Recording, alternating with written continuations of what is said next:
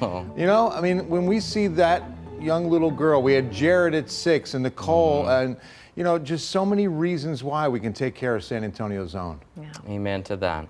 All right, outside tonight. Nice night. We could still see a few more much-needed rain showers. Got another good dose today here on the hill. Winds are calm and it's comfortable. Temperature-wise, it's a little on the humid side with our dew point still at 70, but if we can get temperatures at 78 this time of year at this hour, that's nice, you know, because it takes such a while to cool off the upper 90s.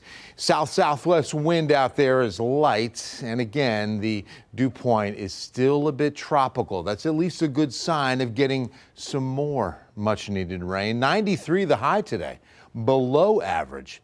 And not a drop. Oh, by the way, 106 from 2022 stays in place. Remember, this summer considerably cooler than the last 2 summers.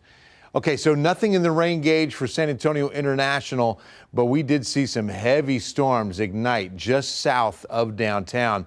In fact, the thunderstorms that developed downtown and sliding to the south did trigger a flood advisory for a few hours. Up until about 7 p.m., we had some isolated flooding in low-lying areas of downtown San Antonio and just south of downtown. Now, over the last 2 days, you know, yesterday it was across the north side of the county. Today, the south side of the county, and coincidentally enough, about the same. You know, you see Medina Lake a little more than an inch, but I-10 and 1604 over 2. Same at Seguin and same just south of downtown. Farther south and some impressive rain totals down I-35.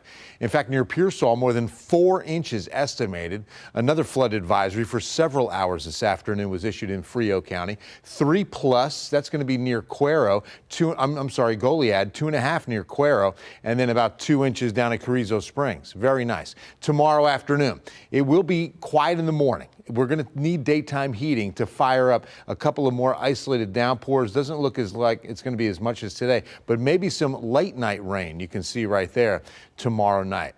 All right, 14-day forecast will show you that we do have these chances in Thursday, Friday, Saturday. We're going to run them at about 30% with highs right about the mid-90s where we should be this time of year.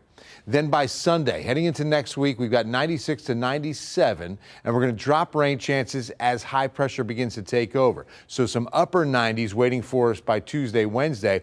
Now to Thursday, the 18th, and we're staying partly cloudy, maybe a slight chance of rain Friday, but the story next week is going to be rain-free weather with highs closer to 100. So I think if you're going to wash the car, I'd wait till maybe Saturday. You know, we've got a couple of isolated showers possible Thursday, Friday, but, you know, if it's really dirty, maybe you should wash it, Nate. Are you kidding, Bill? Maybe that's who I'm talking to. You know, I'm looking right at you, bro. I'm not doing that. No way. Come on, man. Probably not for at least Your car a couple deserves weeks. a good bath. I tell you what, though, Bill, election year, I've got something that a majority of Americans can actually agree on. We need a new soccer coach, right? Well, Greg Berhalter started his campaign the 2024 calendar year. You remember here in San Antonio for an exhibition against Slovenia. It looks like it's going to end on July 10th. Under new management, the States. That story next.